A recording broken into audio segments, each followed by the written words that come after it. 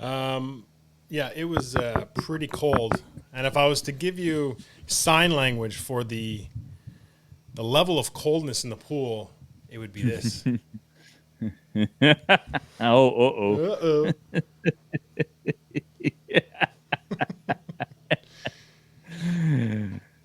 He's talking about his penis shrinking up because the water's so cold, Okie everybody. dokie. We are live.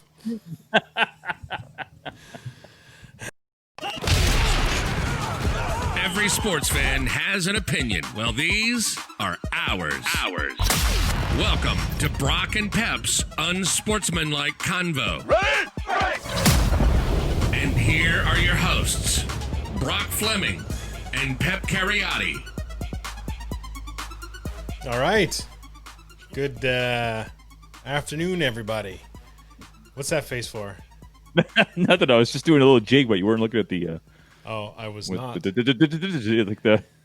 I'm what was looking it at going? the what's showing up on the screen. I know it's not feeding back to you right now. Yeah. I am also not going to attempt to fix it because it doesn't matter. I don't have any clips to show you today anyway. Okie doke. But yeah. Anyway, so I'm looking at that more than anything. Are we live? No, we're not live. Practice room? No, we're not even okay. on. I didn't even put it on the Facebook at this point. These headphones suck. It's horrible. I feel like I'm talking to you underwater. You look like a doctor. They look like a stethoscope. Oh, yeah. Well, I should. yeah.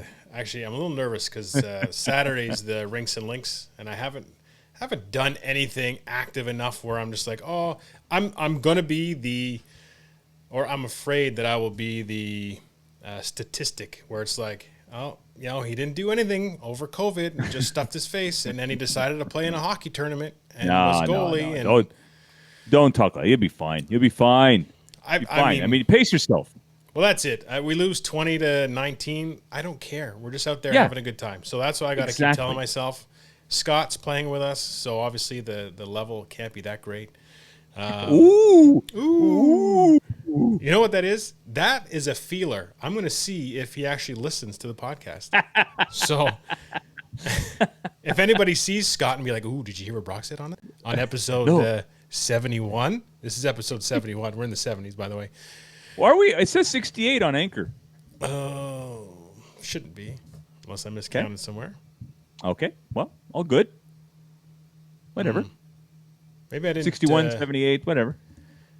Maybe I didn't change the number properly on the Anchor one. It should be. I got to look. Now we should be on Amazon Podcasts as well. Amazon is coming out with a big podcast platform, so we got to make sure that that we're on there with the Amazon Music. All right. I like that a lot. Anyway, we are, well, this is the follow-up to yesterday's show that we were recording, and we got cut off. Again, technical issues. I realized apparently my MacBook was draining batteries like crazy. You're trying to show me something. What is it? What is it, Lassie? What is it? What is it? Steelers. Okay, the Steelers. So we're talking about the fucking Steelers. It's week one. The NFL's come and gone week one. We've done our picks. That's the other thing, too, I got to bring up is to find out who was leading. We'll talk about that after this video is shut off. The audio podcast will continue, and we'll discuss the Pick'em pool, the UC Pick'em pool. And I know who's leading. I know who's trailing. This guy. Polar opposite. Yeah. Oh, man, I took some chances. But, hey, it's week one. I figure anything can happen in those ones. There's no preseason, no nothing, and I was completely wrong. We learned a little bit about week one. Yeah. We learned a little bit about teams. Normally week one, like you had mentioned, like your picks showed, sometimes it's a bit of a crapshoot week one.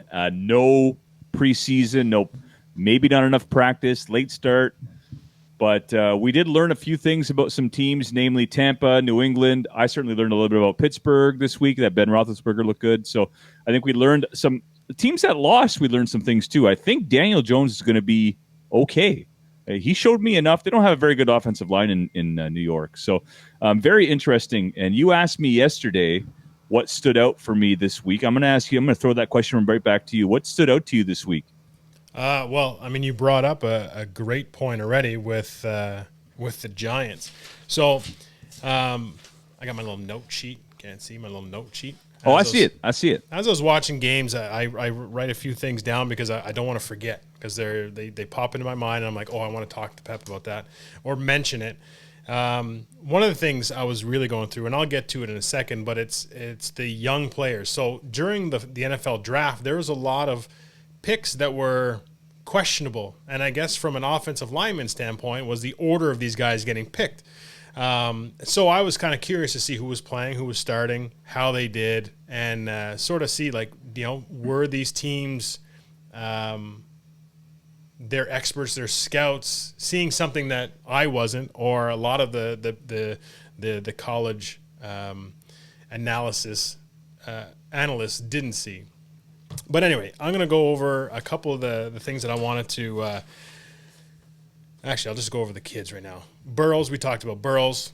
The Bengals, I think I have them down. Again, if I was grading sort of thing, because I know they always grade people, I had him at like a B minus. I thought that he showed a lot of spunk. So I was excited to see. That sounds bad. I'm excited to see spunk. I'm excited to see Joe Burrows and the excitement he brings to the field and to a team that has really been on the downturn for a few years now, and kind of a laughing stock to a point. Like, they just have been really bad. So anyway, I thought that he brought it. I think that, as his chemistry and stuff improves with his receivers, his O-line is still kind of atrocious. So I don't think it's going to be a stellar year. He's not going to turn this around into a 10-8 football team, but I think he's going to do some good things there. Chase Young, number 2 pick overall, Washington football team, defensive end, gave the guy an A. Guy's motor is second to none. Yeah. Their defense is actually really good. And if Philadelphia has the same issues with their offensive line that they've had in week 1 and can't fix that, and the Cowboys are the Cowboys and the Giants are the Giants, who knows what Washington can do?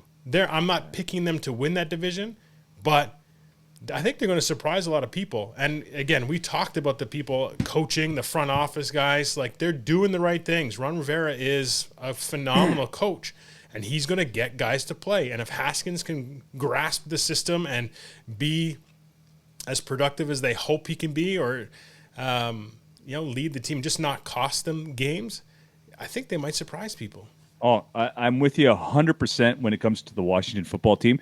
I think in years past, going down 17-7 or whatever they were down going into the second half, in years past, that team would have folded. I mean, with Jay Gruden, there were some stories out of Washington about him and his leadership or lack of leadership, I should say. Personal life stuff and everything too. Personal life, yeah. The whole organization has been a gong show for a pretty long time, actually, for a really proud organization that has a history of winning through the 90s, through the early 2000s.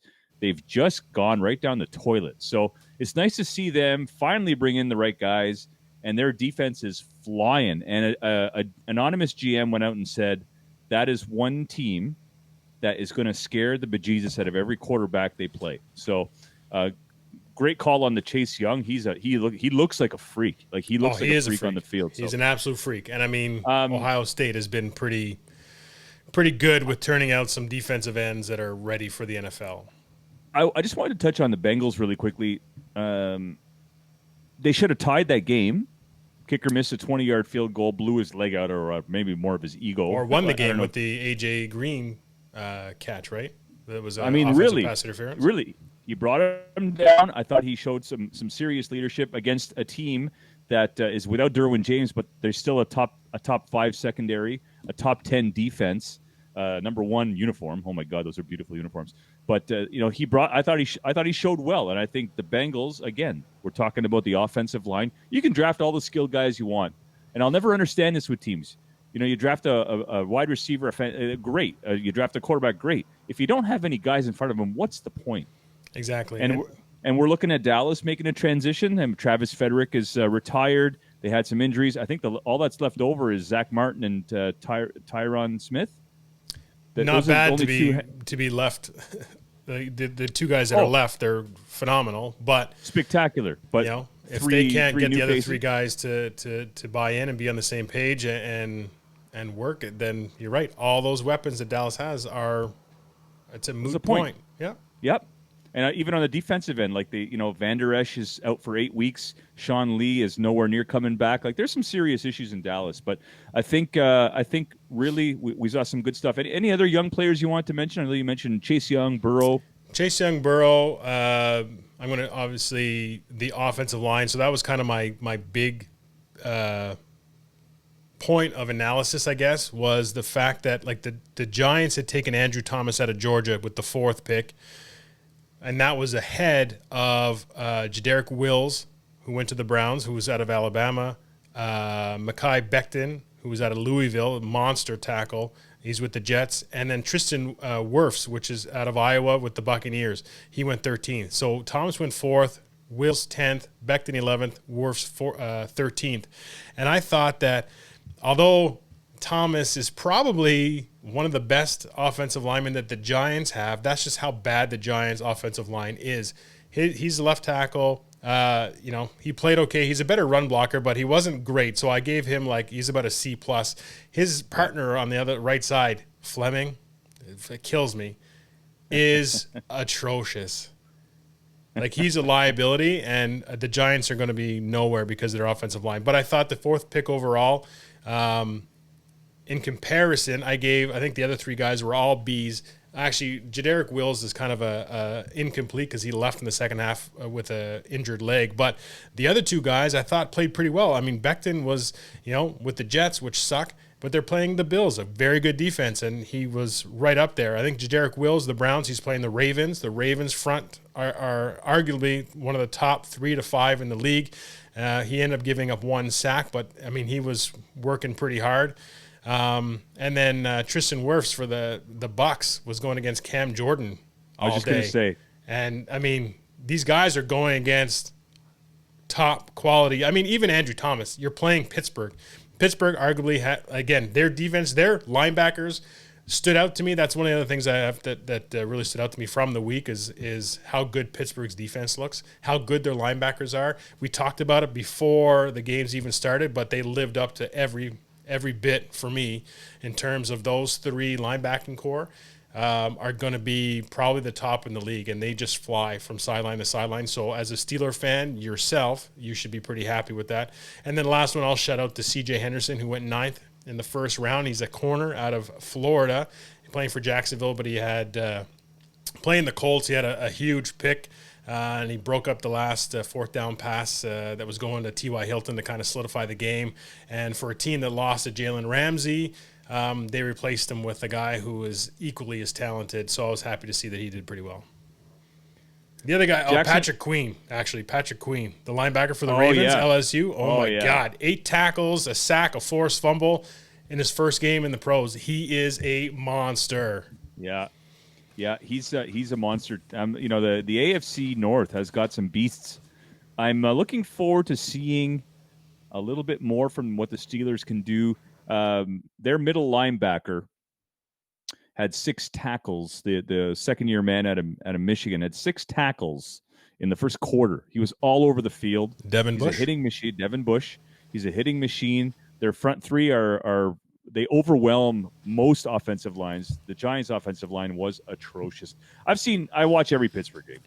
I know how good they can be, and I know how mediocre they can be depending on their system. Their front 3 are just, they're not pass rushers. They're just meant to hold their spot so the linebackers can fill the gaps. But for Tuitt and Alualu and Cameron Hayward to go out there and actually put pressure on the quarterback tells me that the offensive line is weak. So, I'm looking forward to seeing Pittsburgh play Denver, a bit better offensive line this week. We're going to see what they got.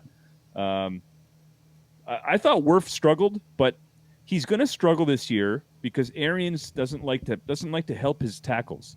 Arians likes to send 4 guys out in the route and a tight end to help one of the tackles, but usually he sends his tight end out too. So I think Brady's going to have a very long year.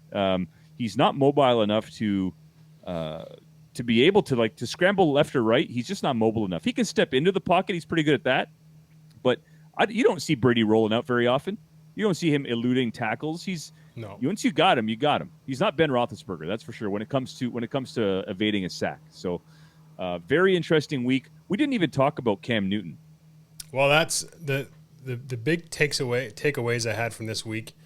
The main one is the Patriots versus the Bucks, the whole Hoodie versus Brady and the separation and who's going to prevail as being the reason that the Patriots won all those years. And I think we're seeing it. I mean, it's only week one. It's only week one.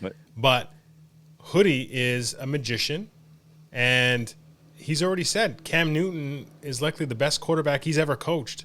And he just finished coaching Tom Brady, who people argue is being the greatest of all time just because of championships. But I think we're going to see a lot of stuff from Cam. I think we're going to see a whole new Cam Newton. His offense has already changed in order to tailor to Cam's strengths. You know what? I hate it's a strong word. I dislike the Patriots and Patriot Nation to a point. I think it's just because it was so redundant over the last few years. But I got to say, I got a soft spot for Cam Newton and seeing those guys and seeing what they could do. I want to see Belichick do well with Cam Newton, and I don't mind seeing Brady suffer in a different system. I actually find the Patriots likable with Cam Newton. I find myself intrigued by what he can do, and the offense looking very different. I mean, for 20 years, we saw Brady take the snap and get the ball out of his hands in about 3 seconds. With Newton, we've seen read options. We saw some designed quarterback sneaks. We saw him throw the ball down the field. We saw it all in one game.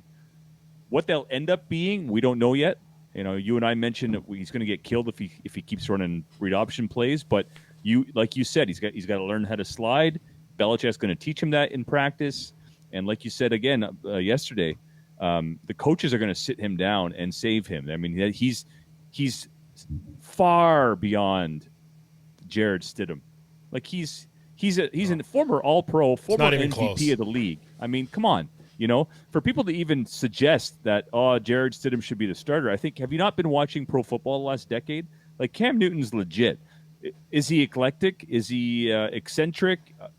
Yeah, but he likes to dress the way he dresses. He likes to have a persona in front of the podium. So what? It's what we see on the field. And what I've seen on the field, I haven't seen him really be overly arrogant or come at guys. His teammates love him. He looks like a fun guy to play for. He looks like a fun guy to work with. Like, sure. You're going to work. You want to enjoy your job. You know? It doesn't have to be, and whatever. It doesn't have to be Michael Jordan stuff all the time. You know what I mean? Like, I want to enjoy being around my teammates. I want to enjoy working and getting better. And I think Cam Newton brings that aspect to the game. And, yeah, you know what? You're 100% right. The Patriots are likable right now, and that's who knew? It almost leaves a bad taste in my mouth to say it, but they are likable right now, and I hope the best for Cam Newton. Like I really liked them before. I think they got him for a steal. I have no idea how they got him for whatever league minimum. I think it was $700,000 or something like that. But that's the Patriots. So, and let's preface this with they're doing it without 7 starters on the defensive end. Their whole linebacking core opted out of playing this year.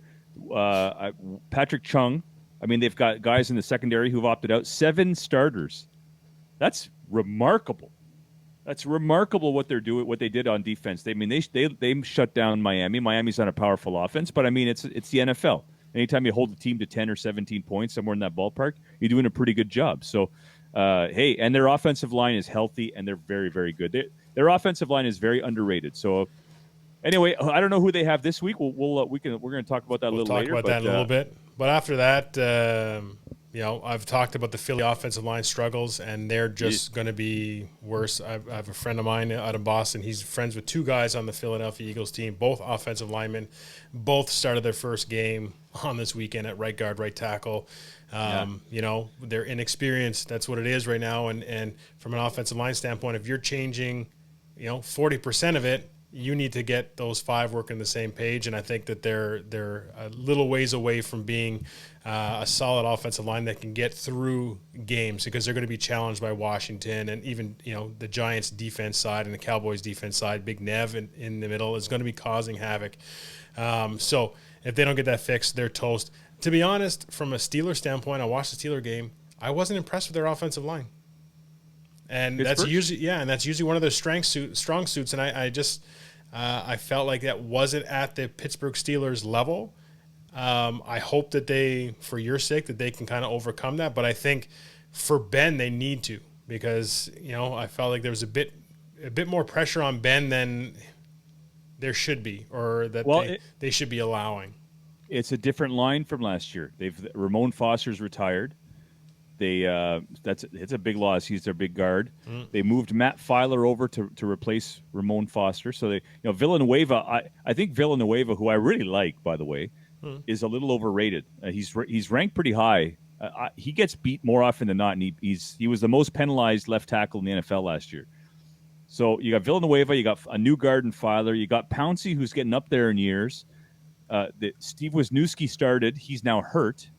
He tore a pectoral muscle. He was starting for DeCastro, who was hurt. And then you had the rookie, the second-year guy, Zach Banner, who's a converted tight end, playing your right tackle, who blew out I believe he blew his Achilles or his knee. Oh, it was his knee. He's out for the year. So now they have to replace the right tackle. They've got a rookie starting there. They've got Kevin Dotson, the rookie out of, I can't remember what college he came out of, but he's starting this week at guard.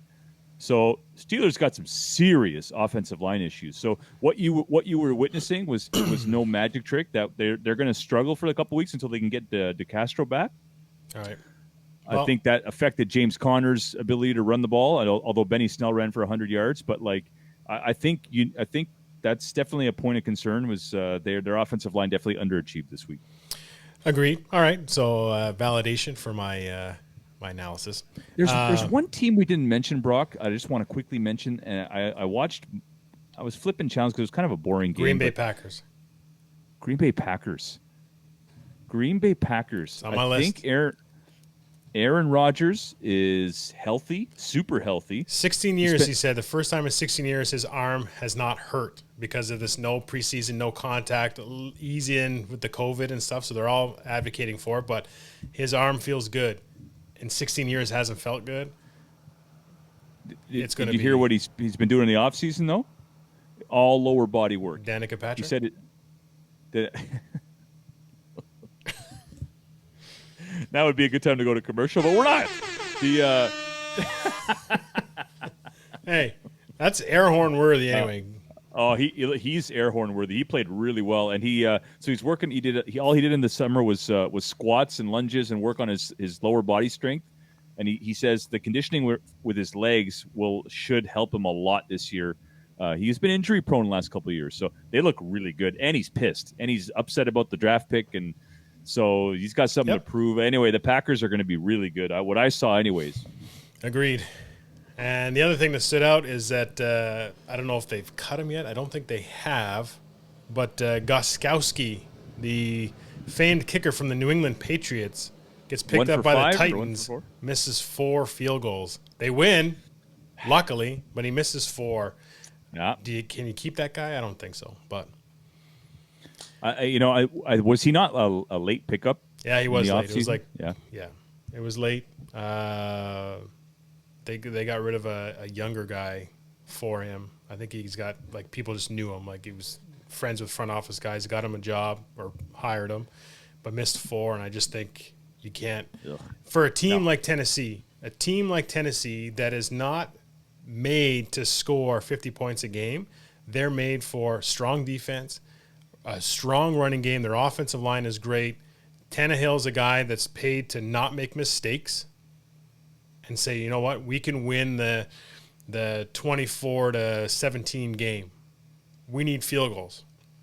We take those points because we'll slow it down by the run. We'll stop them on defense, but we need to slow it down, and we need to take those 3 points when we get it. And if you can't have a guy that consistently hit those, that doesn't fit into your whole overall team dynamic and focus and ideology, I guess, on how you've built your team. So he's got to go. I know he's got a name, and I know he's got, many years of Super Bowl kicks, all that kind of stuff, but I think you got to let him go and get somebody who can actually hit that for you. For sure. And if you think back the past 20 years, the teams that are consistently good, consistently in the playoffs, Super Bowl contenders, Super Bowl winners, the Ravens come to mind. They have the best kicker in the game, Justin Tucker. You think about the Patriots, Gostkowski was one of the best kickers in the league for years. He's hit the wall. You hope he relives his glory like Adam Vinatieri.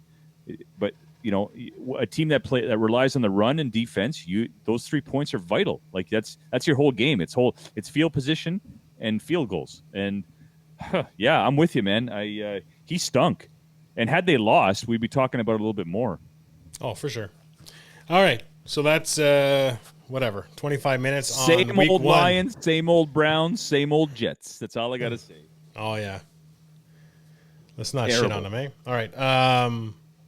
25 minutes in week one. Now we're going over NFC quick. We're going to go over each of the 4 divisions, and let's see who you got. I don't think there's going to be a lot of surprises, but let's start with the NFC East. Who do you got in the NFC East? Obviously, Cowboys, Washington, Giants, and Philly. Had we talked about this last week, I might have a different opinion. But now that we've seen a week and a week has gone by, and we've seen what some of these teams have to offer, I think the Cowboys will get it right because Mike McCarthy is a great coach. I think the Cowboys will end up winning this division with a 10-6 or even a 9-7. I think the Giants. Such a shame that their offensive line is so bad because Jones looks really good. But right now, I got to go with the tried, tested, and true teams that have been leading this division for the last few years. I'm going to go Dallas winning the division with the Eagles second. Washington is not quite there yet, but they're going to finish third, and the Giants are going to finish last because they can't stop anybody. So on the offensive line specifically. So I'm going to go with the Cowboys, believe it or not, as painful as that is for me to say. Yeah, I agree. I have the Cowboys, but I have Washington finishing second in that one. Yeah. I mean, maybe their defense looks good. Their offensive line is not even bad by any means. They're just. I think Ron Rivera can work some magic on this kind of season. I think it's more or less that it's the offensive lines for New York and for Philly that I just don't think you can overcome that from an offensive standpoint. And I think Washington has enough that they can squeak by some of the games and probably beat some of these guys. So I'm going to give second place to Washington, but I do think the Cowboys pull that out.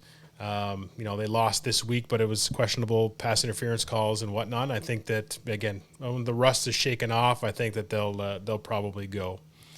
Hey, they need more production from Dak Prescott. He was only 1 for 7 in that last quarter, and he's ranked so high in every quarterback ranking. He's top 5, and it baffles me.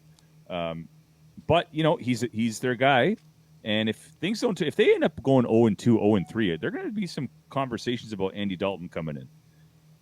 That's where Andy Dalton is, eh? And Andy Dalton, I've watched Andy Dalton his whole career. And, the only reason why he struggled the last couple of years was, he didn't have his best receiver. He's hurt. But we talked about the Bengals offensive line. Horrible. Hey, we could see and we can hear some Andy Dalton chatter if they go 0-2 or 0-3. You mark my words. Mark his words. That's like watch Talladega Nights with the kids. I know, inappropriate. But when Farrell says, and this is why I kind of like Aaron Rodgers. Like everybody's like, oh, he's, it looks like he's an asshole, or sometimes, No. I don't know. Some people have that persona of him, and I feel like, I don't know, some of the interviews he makes me laugh. Like so in Talladega Nights, Will Ferrell, with all due respect, and then he says something they're like, well, you can't say that. He's like, yeah, I said with all due respect, I can say whatever I want after that. And then Aaron Rodgers in the interview with I think Pat McAfee. He says something. He says, well, with all due respect, he goes, now I can say whatever I want. And so it was like a direct. Anyway, I was dying. I'm a big Aaron Rodgers fan.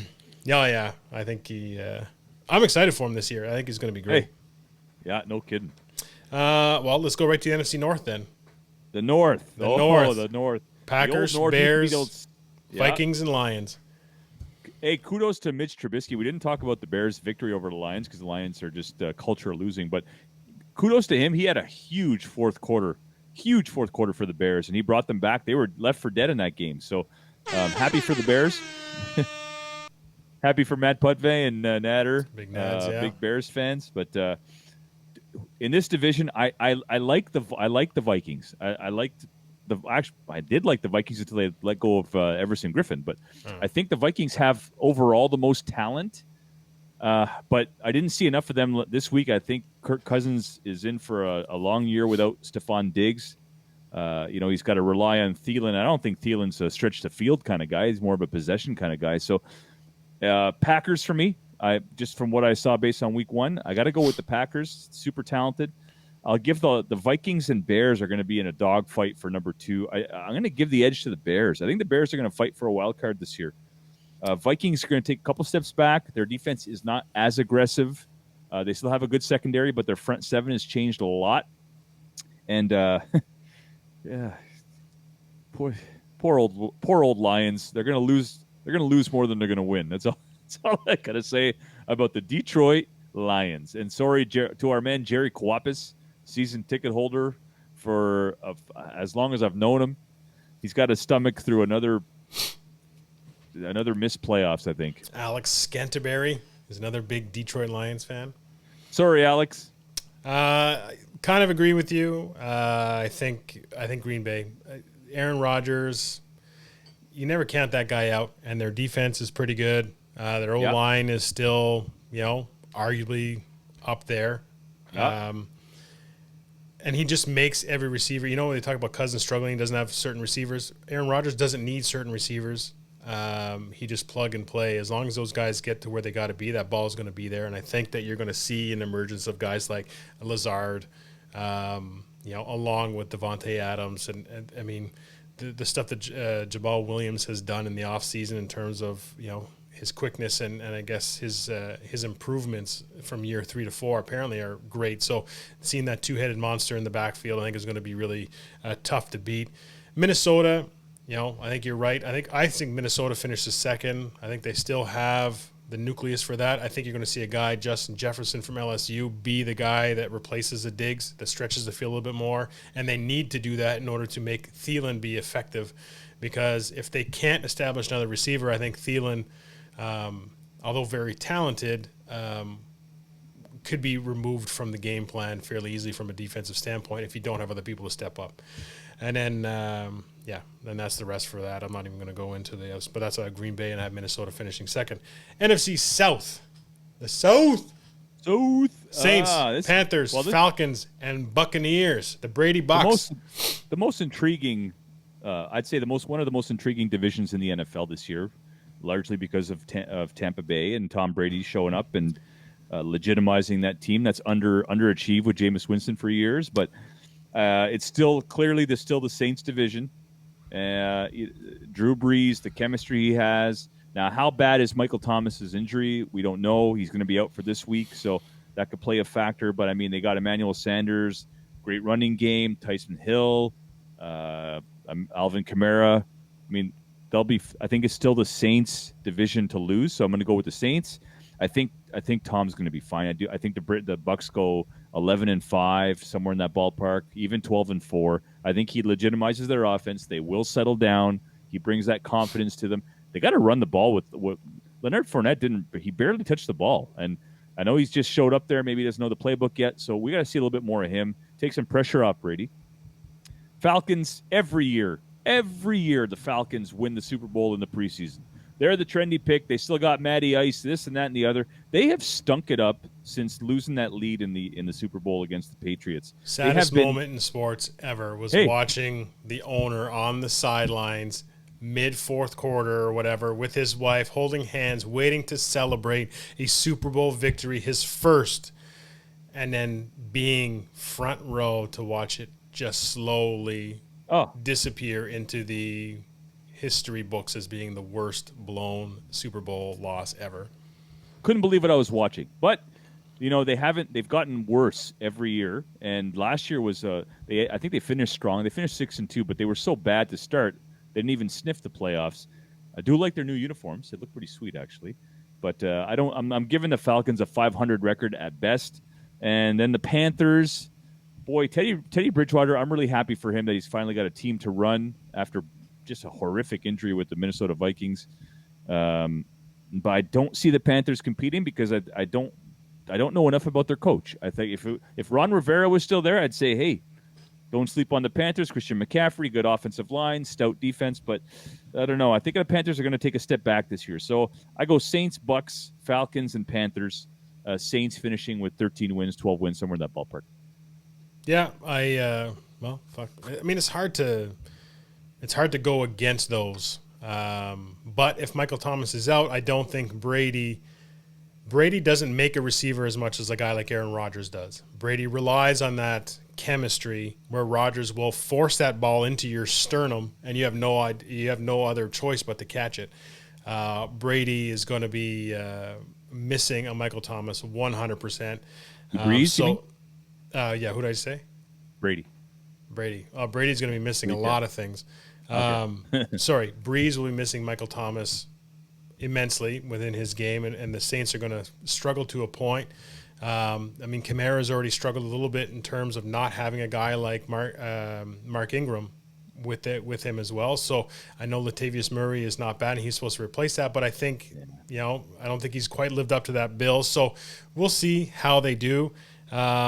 I still have the Saints at this particular moment just because I don't think the Falcons have what it takes to cross that. The Panthers don't, and I'm not obviously sold on the Buccaneers. The Tampa Bay Gronkaneers, I don't think will overtake the Saints, although I would not be surprised. So I would put the Tampa Bay right now as second, but I wouldn't be surprised if they do finish, because I think if nothing else was good for Tampa Bay coming out and sort of being embarrassed in the first game with all these high expectations and whatever, is probably going to be a benefit to them. I think if Tom Brady is the competitor that everybody says he is, and everybody else sort of buys into that mentality, I think they come back next week and they're a total different team. They're going to come back and they're going to be hungry. And I think all that pressure, all those expectations, if it was 6 weeks down the road and they were still undefeated, and then they're just waiting for it to kind of implode or to the bubble to burst. Hey, week 1, burst. You guys did not look good, and you're on your risk of actually sucking the rest of the season if you keep playing that way. So I think between Bruce and Tom, I think you're going to see a whole new team come out in week 2, and I think that they'll get things turned around. Whether it happens or not, we'll see, but that's what I feel. And if it doesn't, then that just solidifies my case, is that Brady was a product of Bill Belichick. It's going to be it's such an interesting debate, and I'm looking forward to hearing it. Unfortunately, I just have seen enough of Bruce Arians to know that his quarterbacks get exposed in his offense, and we saw it with Ben Roethlisberger. We saw it with Carson Palmer when he went over to Arizona, and now we're going to see it with Tom Brady. It's inevitable. The whole idea of just leaving those 5 guys to block for your quarterback and having guys run deep routes, it's just you're asking for trouble for a quarterback who's not very mobile. So anyway, we'll see what happens with that. The last division, I think, is the most intriguing one in the NFL this year for me, with the NFC West, with the Seahawks, the Rams, the Niners, and the Cardinals. This is the one I had the hardest time figuring out. What are your thoughts on that? Oh, I mean, I love DK Metcalf. I love the Seahawks. Russell Wilson is, if he's not the best quarterback in the NFL, he's top 3, and he's everything you want. He can move, he can throw, he can read, he can audible out. He's smart. What more do you want in a quarterback not named Patrick Mahomes? I wouldn't be surprised to see the Seattle Seahawks and the Kansas City Chiefs in the Super Bowl this year. I just like what they've done. I like what they've done with their offensive line. They've retooled their offensive line after losing a couple of guys in the trades. Their defense is still solid up front. Good secondary. Russell Wilson, man, he's incredible. So I like the Seahawks. It's going to be a dogfight. You mentioned yesterday that San Francisco is going to be okay. I'm not so sure. They lost 2 guys on the defensive line. Their defense was number 1 in the NFL last year. They lost some guys. Richard Sherman's on the IR. I don't know if they're going to be okay. I don't know. We saw the one linebacker get absolutely destroyed. Sorry, that was Arizona's linebacker. That was Arizona's by the 49ers left tackle. That's why I said they're going to be okay, because they got big Trent Williams there at left tackle, who destroyed that linebacker for Arizona. He really did. Oh, it was beautiful. I'll go Seahawks, Rams. Cardinals are going to be 500, if maybe surprising. And I think the Niners take a step back this year. I think the Niners end up being a 6-9 team, 7-9 team, 6-10 team. I don't have anything really to go on other than just my gut feeling. I don't think Garoppolo can reproduce the year he had last year. I also don't think their defense You don't is quite think as he good. can reproduce an average of passing for maybe 100 yards a game and letting the running backs run all over the field? Well, he had some good games. I just don't think I don't think he is what they think he is, and I haven't crowned him. So I'm going to give the edge to Seahawks, Rams. I think the Rams are going to have a comeback year. Their offensive line looked really good, and I love their offensive line. They're mean and nasty. And then we'll go Cardinals and Niners. How you like them out? I'm going to piss off a lot of people with the Niners call. You're going to piss off a lot of people with the Niners. Oh, this man, I have Seahawks, Niners, Rams, Cardinals. I just I think 49ers schedule is favorable. I think if they get there again, I'm going. When you add a Trent Williams to an offensive line that is already pretty good and dominant in the run game, and if they're still running that kind of run scheme, what's their coach's name again? Shanahan? It's Shanahan, yeah. Yeah. They run those, and it's pretty intricate in terms of a scheme and the deception and the counter actions and all that kind of stuff. And then you add a guy like Trent Williams, who I believe sat out last year, who's pretty healthy then. Man, I don't know. I think it's just if they can establish that, then they're gonna be fine and get away with it. And they just Garoppolo doesn't have to win the game, but I think Seattle takes this division, but I think it's all very, very tight. Yeah. They're dealing with, they got Raheem Mostert still in the backfield. I love Jerick him. McKinnon. Oh, Mostert I love too. Jerick McKinnon's back from an injury. He's been off for a couple of years actually. But Kittle's hurt. We don't know if he's coming back this week or not. I think Tell that to my fantasy league. Fine. Yep. Kittle. Oh yeah. Yeah. So they lost Sanders. I think the other guy Samuel is on the IR. So there's some issues. Debo, yeah, there's some issues there. Can they overcome? My big thing with the Niners is their defense looks like they've taken a step back. That's my call on the Niners. I think you're bang on with their. I love me some run game.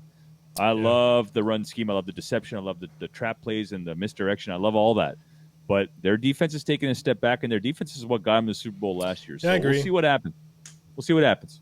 You could very well be right. And what did you have? I think, so Seattle, St. Louis, or L.A. Yeah.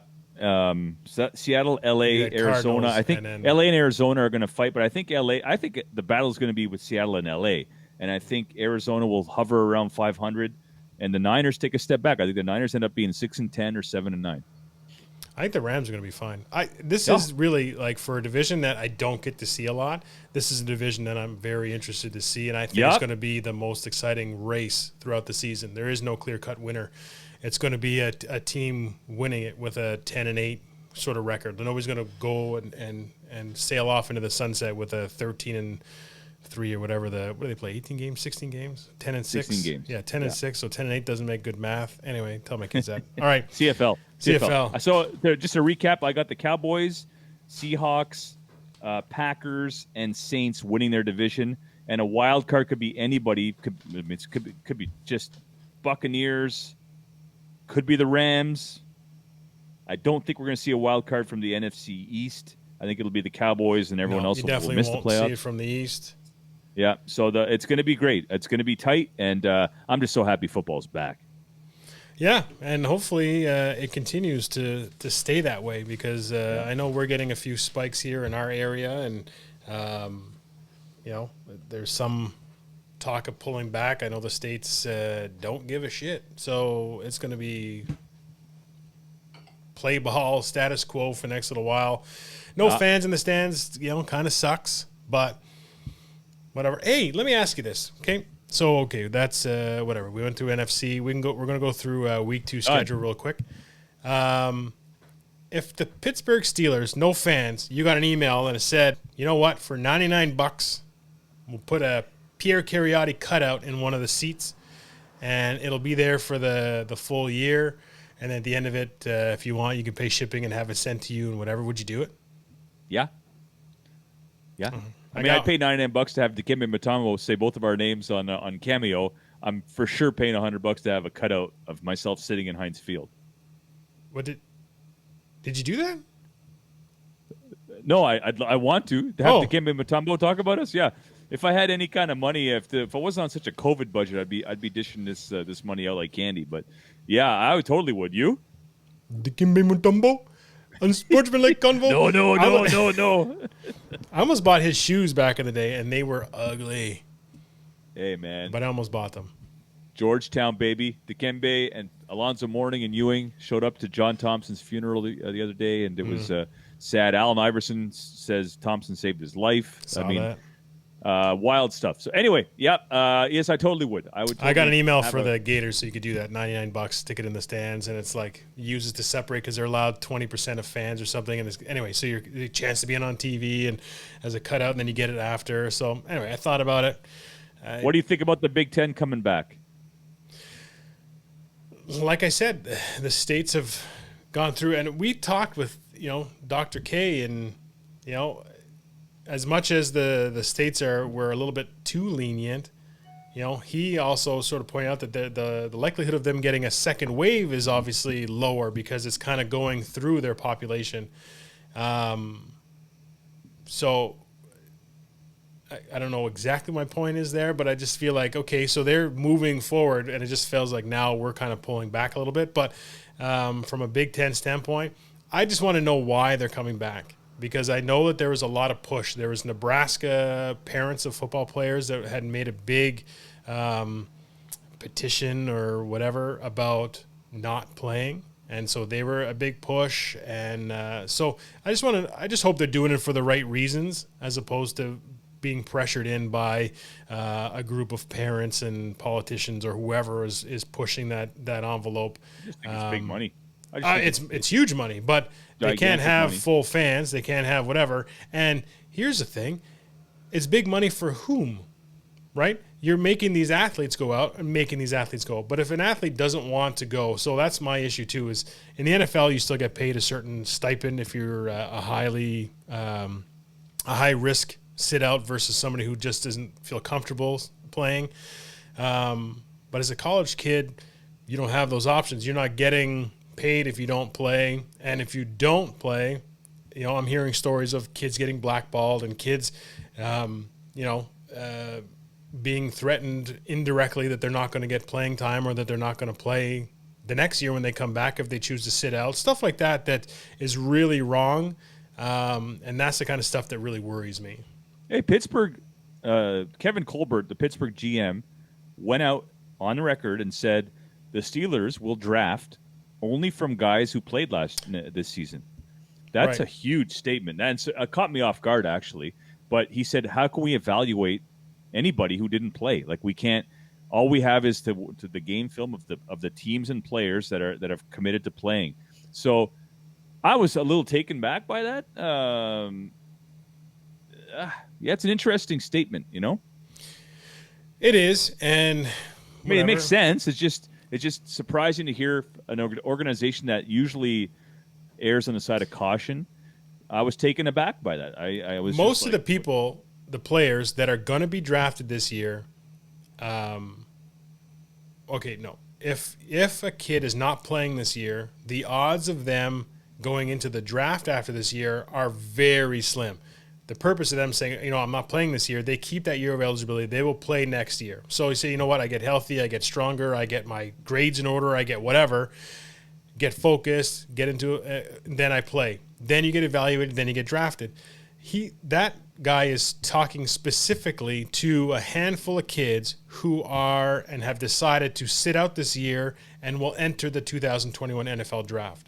Those players are not doing it from a third-string position and never have played on the field. You just don't do that. You can't do that.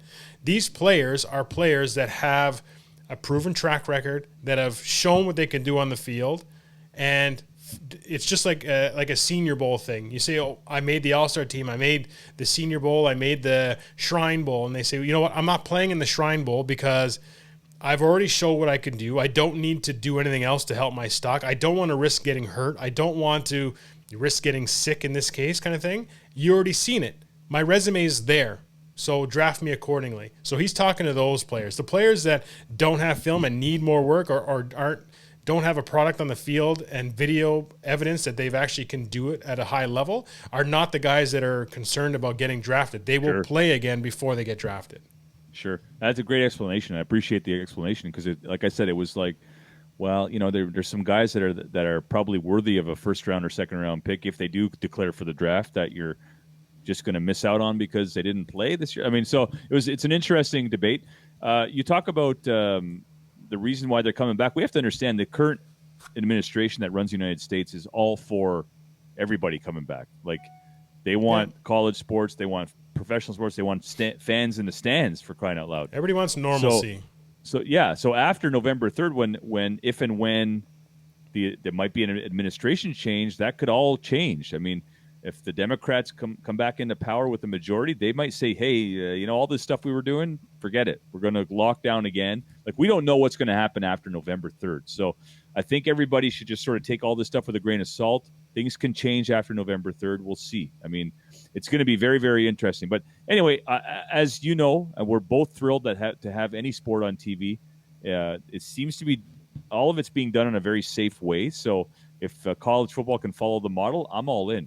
Speaking of, the IIHF has announced today that they're going to have the World Juniors in Edmonton. So that is not canceled. They're going to do the bubble system in Edmonton.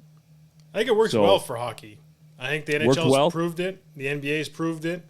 If you can bubble it up and get guys in and quarantine them for a couple weeks and then whatever, you're good. I'm thrilled because that's my favorite hockey. I just wanted to throw that out there. We don't want to talk about it, but I wanted to mention that it's my favorite tournament of the year. It's my favorite kind of hockey because the young players, they try hard and all that good stuff. So it's favorite tournament of the year is the Juniors over March Madness. Oof. Are you asking me what I prefer? Well, I'm making a philosophical. I'd say arguably the two best, funnest tournaments. I know college football is big for you, but for me, that's a tough one. That's a tough one. And what was tough was coming out with philosophical and the next word that came with it because I just froze. I had no idea what I was saying. Philosophical All right, let's talk determination. about the games coming up this week. Week two. We're going to whip through them fairly quickly here. Week 2 starts tonight, Thursday night, 8:20 in Cleveland. The Cincinnati Bengals. The toilet bowl. Visit the Browns. The Browns. I think you talk about teams getting embarrassed. I think the Browns actually have some pride. I think they come out and they put a thumping on the Cincinnati Bengals at home. I mean, there's no crowd, but I think they were embarrassed. And we're talking about two teams that are kind of equally matched. Who's going to have more anger towards their last week's performance? I think it's the Browns. Yeah, I'm going to give the edge to the Browns. I think it's like a 25-14, somewhere in that ballpark. All right, we're giving scores now. Okay, I'll take your score. Well, I mean, we don't have to, but yeah. Yeah, I'll go with the Browns. They're shopping OBJ around 2, apparently. So I kind of expect a big game from them. Baker's trying to force it's going to be one on the other side. It's going to be a huge game because he's like, yo, teams, look at me. I'm still here. Get me out of here. Or it's going to be nothing because they're going to say, we're shopping you anyway. We're moving on to the next guy. We're just showing that we're not even going to put you out there. But it'll be interesting. Baker can't force feed him. Play the offense. Take what they give you. Don't give in to this guy. Like Landry's an all-star. You've got all-star tight ends. Like, just play your system. You got a running game you got running backs who can do the job. Play the system. I'll agree with that now, but that's because OBJ's not on my fantasy team. Because when he is, I'm like, force feed him. Give him the ball every single time, people. All right, so we got the Browns. Giants at the Bears. The Bears. I'm going to go Bears 100-0. I mean, I don't Bears defense is going to overwhelm that offensive line. I'm going to go with the Bears just from sheer experience. I'll give the Bears the edge 20-10. Yeah, I agree. It might be worse than that. Rams at Eagles. I think the Rams take that handily. Aaron Donald is going to have a field day with those 5. This one's gonna be close. I'm gonna give the edge to the Rams, but I think it's gonna be a lot closer than you think. I think that remember the Eagles were up on this Washington team. I think they just let their guard down, maybe just fell asleep in the third quarter, but they were up. So I think the Rams to win the game is going to be close, 24-20. The Eagles would have won. Carson Wentz was a little off on a couple throws. Missed Rieger with the big touchdown pass. And, yeah, for sure. But I think the Rams are pretty good. I think the Rams are good. I think after Todd Gurley, those other guys, Malcolm Brown and those guys, can actually step up and play pretty well. And I still like their offensive line. Their defense is pretty decent. Yes. And their uniforms look way better than their logo does. Love it. Falcons at Cowboys.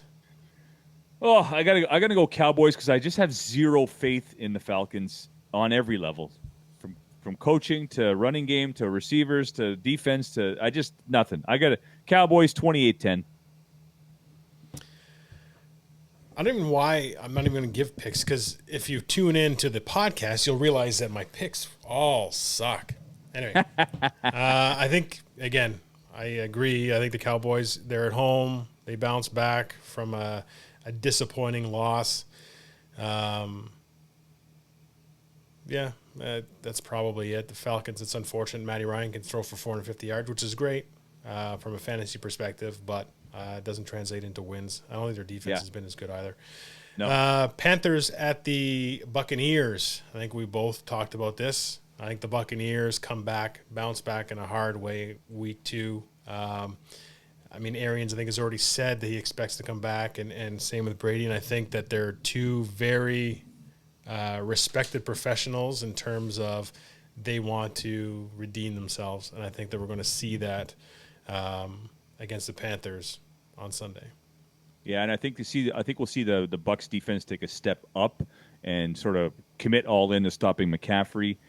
Can Bridgewater find his targets? I don't know. I think we're looking at a 28-15, somewhere in that ballpark. I think the Bucs to pull away with this one. Next time, what I'm going to do is I'll get the spread. So you don't have to give me the score. You can just give me the spread. We can even pick against the spread if you want. Sure. 49ers at the Jets. Moving on. We'll go. I think the Niners, even though they're taking a step back this year, I think the Niners beat the Jets in New York like it even matters. A step back is not 32 steps back. The Broncos at the Steelers. Well, all bias aside, I don't like what the Broncos are doing on offense. They did not look very strong against a good Tennessee defense. I'm going to give Tennessee some credit, but I think the Broncos come in. They're facing a Pittsburgh team that's excited. They're playing at home. There could be no fans in Heinz Field if you've never been to Heinz Field. It's an awesome venue. It's an awesome background. It's an awesome vibe. I just think Pittsburgh has something to prove. I'm going to go Pittsburgh. It's going to be a close game, though. I think it'll be a close game. And I got a couple of pals who are Denver fans who are probably, wishing the worst for me. But, hey, Pittsburgh, baby. Ben Roethlisberger looking great. Yeah, I think Pittsburgh wins fairly handily, too, actually. But veteran defense, second-year quarterback. It's the defense. It's the Steelers' defense, and the fact that now that Ben is kind of coming back is, adds a spark to the offense. But I think it's his first game back at Heinz Field since being hurt. I think the Steelers roll with it. They went 8-8 with Duck Hodges and Mason Rudolph. Karate jazz hands. Sorry. What is this? Yeah, Cobra Kai? I just want people to understand that. They almost made the playoffs with Duck Hodges. Enough said. Yeah, the AFC is pretty weak. Okay, so the Jags at Tennessee. Well, 2 weeks ago I'd have said Tennessee by a landslide, but I don't know now. The Jags showed me some heart. I have no idea. This is a tough one. I'm going to go Jags. I am going to go Jags. Tennessee did not show me enough. Certainly we have no expectations of the Jags. I mean, they traded everybody in the offseason. They're clearly rebuilding. They've got enough picks to rebuild the team, but they played well last week. I'm going to go Jags. That's my upset pick of the week.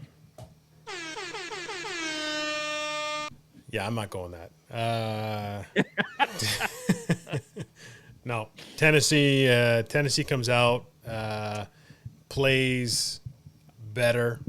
The offensive line comes out, plays more aggressive. I think they get back to, and then their field goal kicker doesn't miss 12 points worth of points. They win by 2 touchdowns. I'm a Gardner Minshew fan. Gardner. Is it? Yeah, it's Gardner Minshew. I'm a fan of his. He's a good player. You just like the jorts, man. I'm wearing jorts right now, pal. No. This is over. Next. Lions and Packers. Next. Bills at Dolphins. Stranger things have happened in Miami.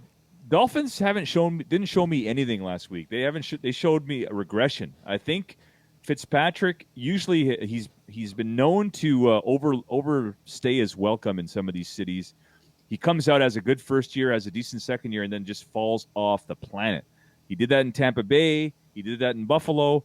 He did that in Cincinnati. The same is going to happen here. I think the Dolphins' offense is going to need Tua sooner than later. All Bills. Yeah, I think that I agree with. The Bills, I really think the Bills can take a step forward this year and fight for that division. I think I picked them. I think I picked them for that division, although the Patriots do look a lot better than I thought they were after week 1. But anyway. This is the Bills' division to be had. It's their division to lose. Yep. Which they're pretty good When was at. the last time we said that? Well, the loss part, a lot. But their division to lose is a little bit. Yeah. Okay. Vikings at Colts. Two teams that are coming off tough losses. Two teams coming off tough losses. I got to go with the Vikings. I think Phillip Rivers is a year or two removed from when he should have retired. I think he's just lost that what made him so good for so long, that competitive edge, the ability to overcome a deficit. I don't think he's got it. He throws too many picks. He's as mobile as Brady, which is not saying much. So I'm gonna go Vikings. Yeah, I think this might be a little bit tighter than I want to give the Colts some credit. Their offensive line is so damn good that if Reich calls the right plays and keeps Rivers kind of in check to a point, I think the Colts could win this game. Yeah. And that's just from a Viking. I'm going to go with the Colts. I'm going to take Quentin Nelson, the Colts, and see what happens there. I think they kind of get their act together. Rivers maybe a bit nervous with a different team, and finally gets relaxed a bit more. The Washington football team at the Arizona Cardinals. Oh well, Kyler Murray's in for a quite the day, but I'm going to give the edge to the Cardinals because DeAndre Hopkins was a star last week. 14 catches. Murray can elude. Murray has some Russell Wilson in him. He's still very young, but I like what they're doing in Arizona. Cliff Kingsbury gets some of the blame for last year's failures, but he's working the system with what he has. He's using his talent properly. That's why I like them. He's playing on his strengths. His quarterback can move, and he's got a star receiver, and he was targeted 16 times. You don't see that much anymore. 16 targets for 14 catches. I mean, that's pretty impressive. That's saying, these are my horses. I'm going with them. So I'm going to take Arizona. Did I take Arizona last in that division? I don't. You did. Anyway, it's going to be tight, but I really like what they're doing. I think Kyler Murray's mobility is what's going to help it separate with the Washington front. I take the Cardinals as well. Ravens at Texans. I got as much as it pains me, I'm going to go with the Ravens only because they're just so damn good. Yep. They're just they're so well coached. Everything, special teams, offense, defense, you name it. They're just so well coached. I'll take the Ravens as well, even though it is in Houston. I think that without Hopkins, I think we're that's the old we're getting down in time, trying to whip through this. Ravens beat the Texans. Chiefs at Chargers. I think we can maybe skip that one. Yep. Chiefs should walk with that. Patriots at Seahawks. That one is actually kind of interesting. That is very interesting. I'm taking the Seahawks. I'm going to go with the Seahawks only because they have experience and they're rolling. But this is going to be an interesting one. Do you have the time on that one? Sure do. Is that a 4:00 game? No, it's 8:20 Sunday night. Whoa, that's going to be prime time. That's going to be very interesting. Yeah. I got the Seahawks because they're at home. I think the whole East Coast, West Coast will play a little bit of factor into it. I don't know. There's no fans, so the 12th man is not going to be as big of a impact, obviously. But I think the Seahawks take it. It's probably going to be tight, but I think the Seahawks take it. And, I think we'll get a real good idea of where the Patriots defense is, given all those guys that aren't playing this year against them. So Monday night, Saints at Raiders. Las Vegas. That's going to be a great game. This is going to be a test for the Raiders. See exactly if they're legit, if that first week victory over the Panthers was legit or not. I'm going to go with the Saints. I don't think the Raiders are for real. I think they played a team that is in transition. So I'm going to go with the Saints, and I don't think it's going to be very close. All right. I'm going to take the Raiders. Okay. All right. They're opening their stadium. It's in Vegas. They got a couple of good pieces there. Maybe the Saints go up early and hit the strip clubs beforehand or something like that. And, it's Vegas. Vegas is an actual issue for teams that are coming in. So now teams got to plan around that. How early do we want to be in Vegas before our game? How much time, how much free time are you giving the players? How much trouble can these guys get into? And I don't know the status of Vegas with the whole COVID thing, but I believe there's still trouble to get into over there. So, when you leave, New Orleans has also got its own thing, I suppose. But I don't know. I'm taking the Raiders in a very, very tight one, and it's going to be, a couple of fluke plays here and there. Michael Thomas is not going to be playing, and so the rookie receiver is going to it's going to be a tip off his hands for a pick six for a win. Something stupid like that, but I think the Raiders can there's something in there. I don't know why. Interesting. I'm also notoriously wrong. Last week you were. Anyways. Last week was horrible. Okay, that's the end for our NFC wrap-up, Week 1 wrap-up. It went a little bit long. We apologize for that to a point. We like talking about it. But that's going to be it for the video. So we are going to sign off. Peace. And then for the audio, you can stick around. We're going to go over our pick 'em pool and who did well and who didn't. Sayonara.